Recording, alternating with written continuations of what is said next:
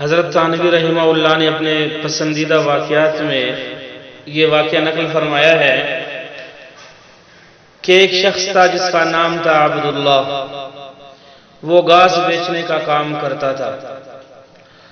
گھاس بیچ کر جو کماتا ان میں سے ایک حصہ اپنی والدہ کو دے دیتا، ایک حصہ اللہ کے راستے کے لیے جدا کرتا تاکہ اللہ کے راستے میں خرچ کر سکوں، اور جو کچھ بچ جاتا وہ اپنے آپ پر خرچ کرنے کے لیے رکھ دیتا.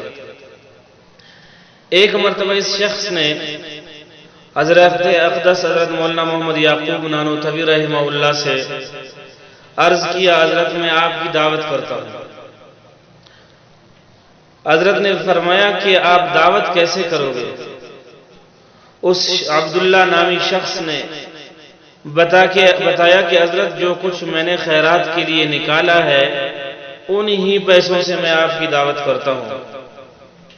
بہرحال اس نے 5 آنے آ کر جمع کیے. حضرت مولانا کو بتا دیا کہ آپ ایسے کریں کہ یہ پیسے لے اور آپ اور فلان علماء آپ کے ساتھ مل کر خود پکائے اور خود کھائے.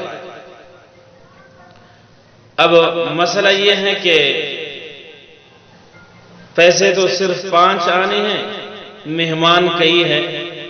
بزرگ مہمانوں نے مشورہ کیا کہ کوئی ایسی سستی چیز ہو جو سب کو کافی ہو جائے.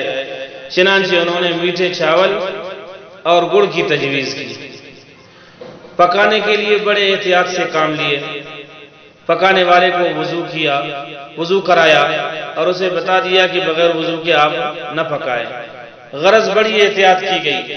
یہ چاول پک گئے اور چاول بھی اتنے تھے کہ ہر آدمی زیادہ سے زیادہ 2 لقمہ کھا سکتا تھا.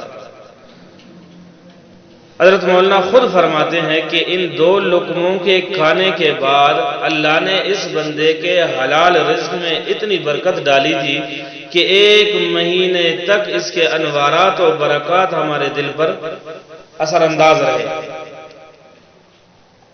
حضرت تھانوی رحمہ اللہ فرماتے ہیں کہ جس شخص کے 2 لقموں کی کمائی کی اتنی برکت ہے، جو آدمی ہمیشہ یہ کھاتا رہے تو اس کا کیا مطلب یہ ہے کہ جس کے حلال کمائی کی برکت اتنی ہے کہ 2 لقموں میں اتنے انوارات ہیں، اس آدمی کا کیا دل میں کتنے انوارات ہوں گے جو روزانہ اسی طرح کے کمائی سے کھاتا ہے اور سیر ہو کر کھاتا ہے.